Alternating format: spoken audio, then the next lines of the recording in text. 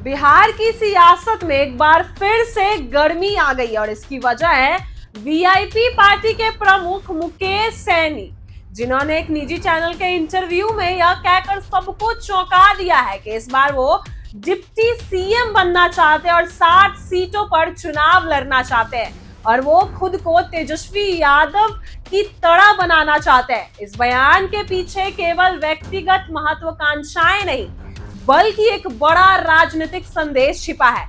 बिहार में आने वाले विधानसभा चुनाव 2025 से पहले यह बयान महागठबंधन के भीतर चल रहे सीट बंटवारे और नेतृत्व की खींचतान को और भी तेज कर सकता है।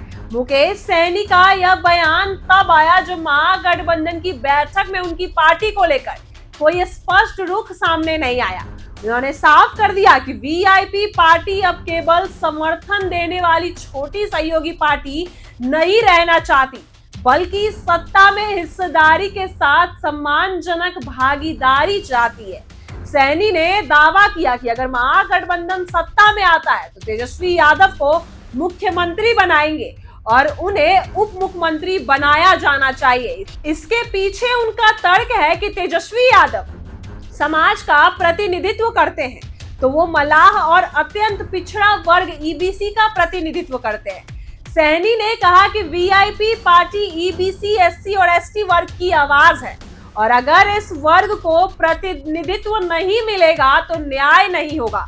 उन्होंने आगे कहा कि वीआईपी पार्टी 60 सीटों पर चुनाव लड़ेगी और उनमें से 50% टिकट ईबीसी, एससी और एसटी वर्ग के उम्मीदवारों को देंगे। यह बयान बात की और इशारे करती है कि सैनी ना सिर्फ अपनी पार्टी को सत्ता में हिस्सेदारी बनाना चाहते हैं बल्कि सामाजिक न्याय की राजनीति को भी आगे बढ़ाना चाहते हैं। मुकेश सैनी की यह राजनीतिक महत्वाकांक्षाएं नई नहीं है, वो पहले भी नीतीश कुमार की सरकार में मंत्री रह चुके हैं।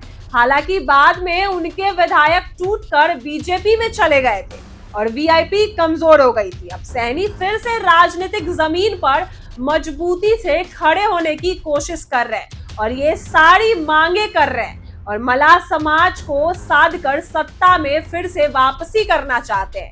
वहीं तेजस्वी यादव के साथ तुलना कर उन्होंने एक राजनीतिक चाल चली है ताकि महागठबंधन के भीतर उनके कद को मजबूती मिले और बातचीत में उन्हें नजरअंदाज ना किया जाए। महागठबंधन की दूसरी पार्टियों में फिलहाल उनके इस बयान पर कोई औपचारिक प्रतिक्रिया तो नहीं आई, लेकिन अंदर खाने यह साफ हो गया है कि सीट बंटवारे और नेतृत्व को लेकर बहुत खींचतान होने वाली है। आरजेडी, कांग्रेस और वामपंथी पार्टी अभी तक आपस में भी सीटों को लेकर एकमत नहीं हो पाए हैं और अब वीआईपी जैसी पार्टी जो जातिगत रूप से प्रभावी पार्टी की मांगे के तस्वीरों की और उलझा रही है। मुकेश सैनी की यह मांग आने वाले समय में महागठबंधन के लिए सिरदर्द बन सकता है, क्योंकि जहां एक और वह ईबीसी समाज को जोड़ सकते हैं, वहीं दूसरी ओर ज्यादा मांगे उन्हें गठबंधन से बाहर भी निकाल सकती है।